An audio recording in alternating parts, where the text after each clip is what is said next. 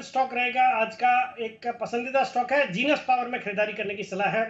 443 के लेवल्स पे कल बंद हुआ है। आज के टारगेट है 465 के, स्टॉप लॉस है 435 का, बट लॉन्ग टर्म पे भी बुलिश हूँ। 550 के टारगेट्स के लिए इसमें लॉन्ग टर्म खरीदारी करने की सलाह है। स्मार्ट मीटरिंग सॉल्यूशंस में कंपनी है, बहुत बड़ी अपॉर्चुनिटी है। इसको आप अगर देखेंगे तो पिछले 6 साल में जहां 1 करोड़ 10 लाख मीटर्स भारत में इंस्टॉल हुए हैं, आने वाले 5 सालों में सरकार का लक्ष्य है 25 करोड़ मीटर इंस्टॉल करने का। अनिल जी, वैसे मैं 2 स्टॉक तो पिक्स ऑफ द डे में है, और भी लिस्ट है। तो जो 2 stocks picks of the day है उसमें एक स्टॉक है वो कॉमन हो गया बंसल जी के साथ, और आपके साथ भी आरईसी में खरीदारी करने की सलाह है। बंसल जी, आपका टीवी फ्रीज था, फ्रोजन था, इसलिए आपको पता नहीं। अनिल जी की भी आज स्टॉक ऑफ द डे में आरईसी था।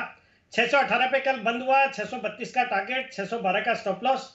पावर फाइनेंशियल्स पूरे स्ट्रेंथ में है, और कल कुछ खबरें भी हैं, इन्होंने कुछ एसेट भी बेचा है पावर ग्रिड को, तो उसका भी एक पॉजिटिव रहना चाहिए। बाकी पीएफसी, आरईसी और इरेडा तीनों ही अच्छे लगते हैं, तो आरईसी में खरीदारी करने की सलाह आज। और दूसरा स्टॉक का पसंदीदा मेटल स्टॉक वेदांता में खरीदारी करने की सलाह, जो कल 465 के आसपास बंद हुआ। 472 के आज के टारगेट, 462 का स्टॉप लॉस। इस स्टॉक को मैंने लास्ट वीक भी रिकमेंड किया था। एक तो कॉपर एल्यूमिनियम के प्राइसेस में जो तेजी हुई है, प्लस इन्होंने जो अपनी बैलेंस शीट को डीलेवरेज करने के लिए कदम उठाया उसका फायदा।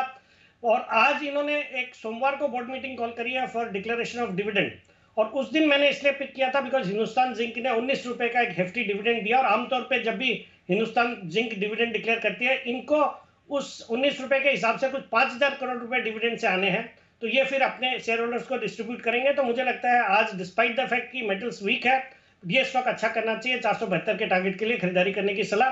आज जो एफएनओ से और 4 स्टॉक्स है, उसमें पहला स्टॉक है रिलायंस इंडस्ट्री, जिसमें आज खरीदारी करनी है। कल 2999 मतलब 3000 के आसपास बंद हुआ, 3050 के टारगेट, 2980 का स्टॉप लॉस।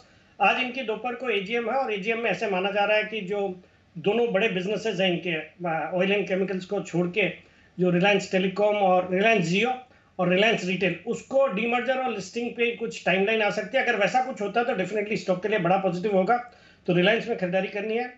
दूसरा स्टॉक रहेगा वोडाफोन आइडिया, जो कल 16 रुपए पे बंद हुआ है। 16 रुपया 50 पैसे का आज के टारगेट, 15 रुपया 80 पैसे का स्टॉप लॉस।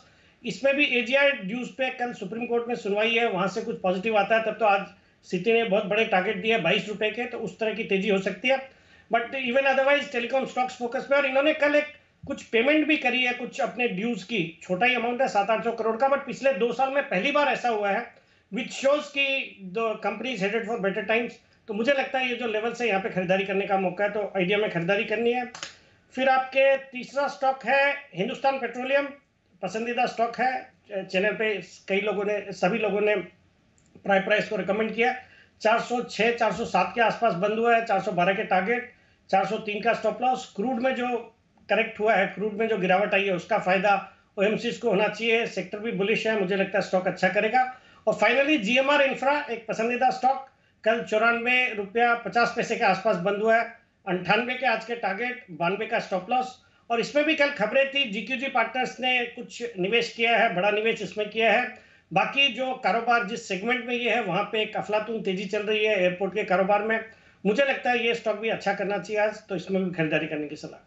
अनिल जी, मेरा जो विनर स्टॉक है वो मैं लाया हूं अनिल जी, एक स्प्रिंटर अनिल जी, मतलब कि छोटी रेस में अनिल जी तेजी से भागता है। स्टॉक है आरईसी 618 की अनिल जी, यहाँ पे क्लोजिंग है 603 का लगाना है स्टॉप लॉस।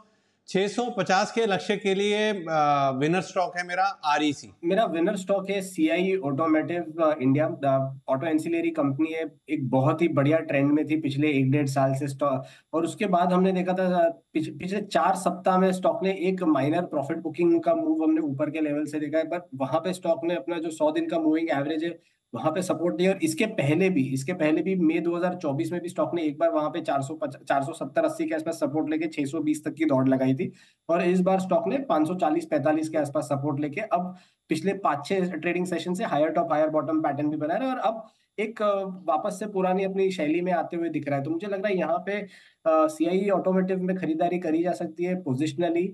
560 का स्टॉप लॉस और 620 से लेके 650 के टारगेट्स आने वाले 5 से 7 ट्रेडिंग सेशंस में मुझे लगता है आ सकता है। यहाँ पे एक बहुत ही बढ़िया मोमेंटम में स्टॉक है, और सेक्टर भी मोमेंटम में है। अनिल जी, विनर स्टॉक के तौर पे जो स्टॉक आपके पोर्टफोलियो में हमेशा रहना चाहिए और जो आपको हमेशा एक विनर बनाएगा पैसा कमाने के लिए, वो है एशियन पेंट। एशियन पेंट पिछले 3 महीने या लास्ट 2 महीने से स्टॉक एक तेजी के ट्रेंड में है। स्टॉक एक लोअर लेवल से अच्छा तेजी दिखा चुका है।